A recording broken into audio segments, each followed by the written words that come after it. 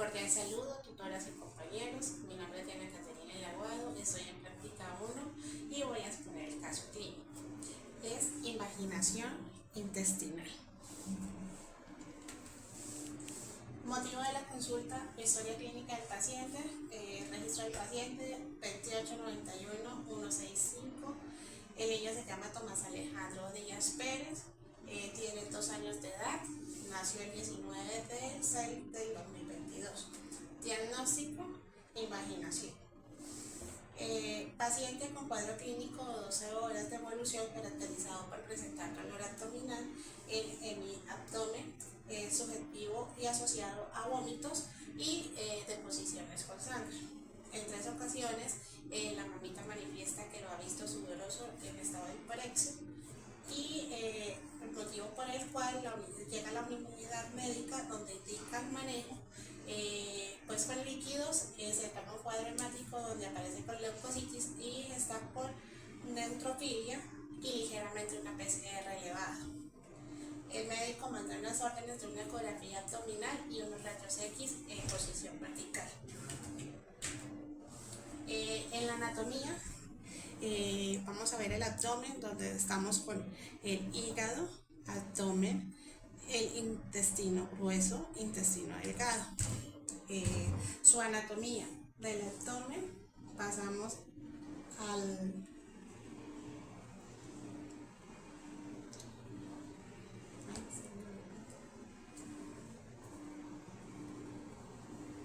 duodeno, del duodeno al yeyuno y del yeyuno al ilio. La anatomía del colon, estamos con la ampolla rectal o el recto, sigue el colon sigmoide, el colon descendente, el transverso del ascendente, encontramos ya lo último, lo que es la apéndice. Como podemos ver en las imágenes, se colocó una radiografía de abdomen pues normal de un paciente de la misma edad, donde podemos visualizar la estructura pues del colon o la estructura intestinal, es un poco más visible.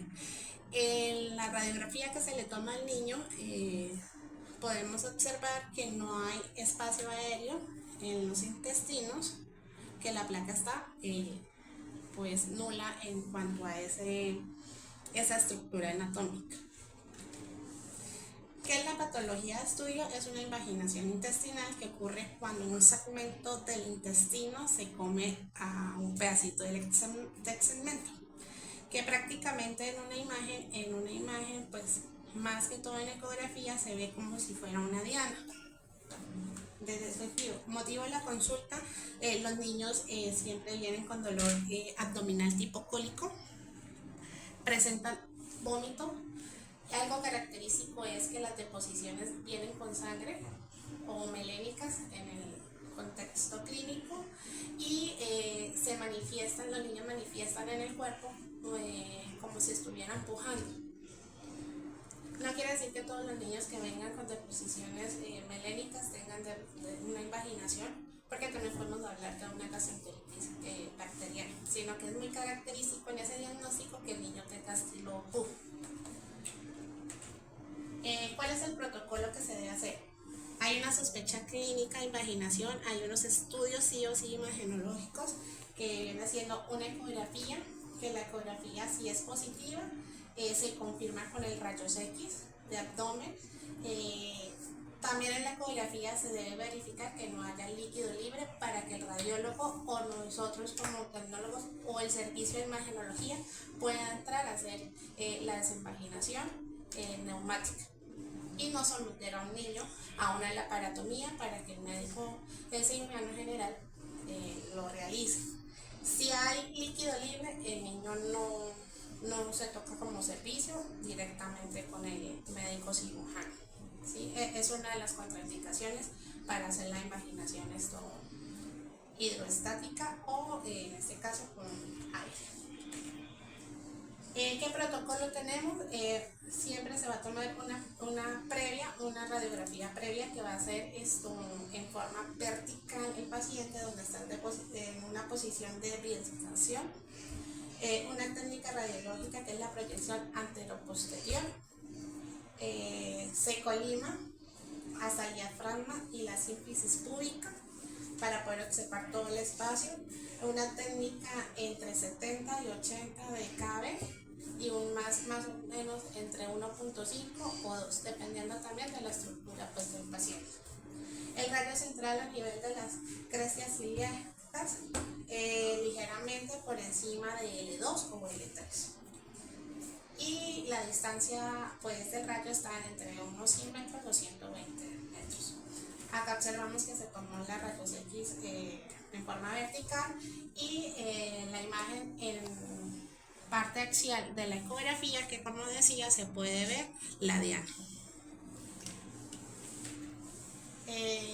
Dentro del protocolo hay un procedimiento antes de, que es explicarle a la mamita en este caso las consecuencias que puede haber en el procedimiento.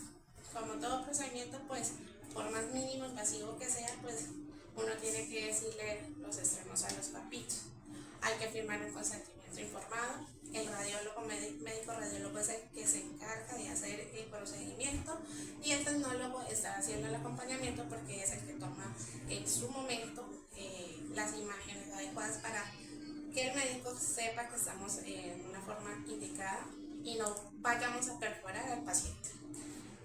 La planificación del procedimiento, primero el paciente con el consentimiento informado. Todas las dudas hacia los papás se les es aclarada. Insumos, una sonda vesical Foley, porque eso se hace a nivel rectal, una jeringa y en este caso un compresor. Tener en cuenta que siempre la sondita se debe colocar con lidocaína para hacer entre menos daño al paciente y hacerle más ameno. Durante el procedimiento se introduce o se canula el paciente a través de la vía rectal, se conecta el compresor y el médico radiólogo es el que va introduciendo la presión del aire de acuerdo a lo que se va viendo en las imágenes.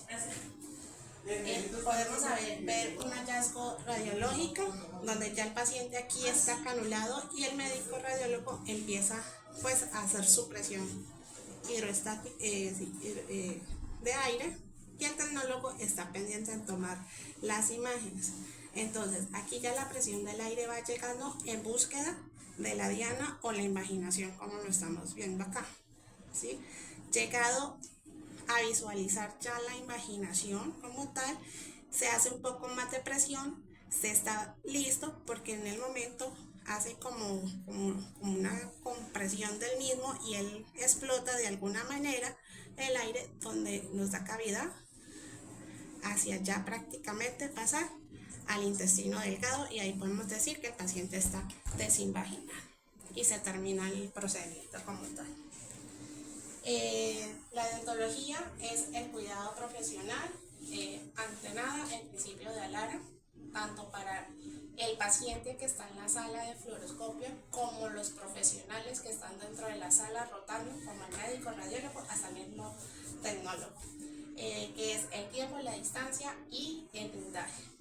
Los elementos de PPS que debemos utilizar, hasta los papás del paciente también deben estar con chaleco y cuello plomado, que bueno, una de las cosas es que en ese procedimiento los papás pueden hacer el acompañamiento al paciente, ¿sí?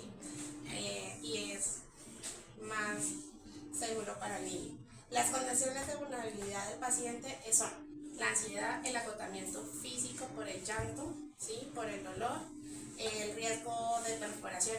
Tenemos que tener muy en cuenta en qué momento ya se desinvagina el paciente, porque si seguimos colocando presión de aire podemos llegar a hacer una perforación y perjudicar al paciente. La exposición de la radiación, lo más mínimo, la responsabilidad civil, no omitir el consentimiento informado, no hacer las cosas si ustedes ven que los papás no tienen las cosas claras, no hacer un procedimiento sin haber hecho una nota, no omitir un diagnóstico, porque si usted sabe que ya las imágenes ya están, ya hay un diagnóstico como tal, no darle larga al procedimiento, y el cuidado del paciente siempre es mantenerlo hidratado, que no tenga dolor en lo más mínimo, monitoreo constante en el momento como por las imágenes, prefluoroscopio, ese es el monitoreo constante. 24 horas de seguimiento bajo observación. A las 24 horas se repiten las imágenes tanto de rayos X como ecografías. Nada de horas del paciente. Los estudios dicen que es muy rara la vez que el niño se vuelva a imaginar, ¿sí? Y ya si se llega a imaginar, ya sería bajo la paratomía con el cirujano general. De todo este protocolo, la ventaja es que el niño no se va a someter a una anestesia, no se va a someter a más dolor porque no van a tener que hacer inyección abdominal, y la recuperación prácticamente es 24 horas. Listo. Y la referencia consultada, y esa fue mi exposición.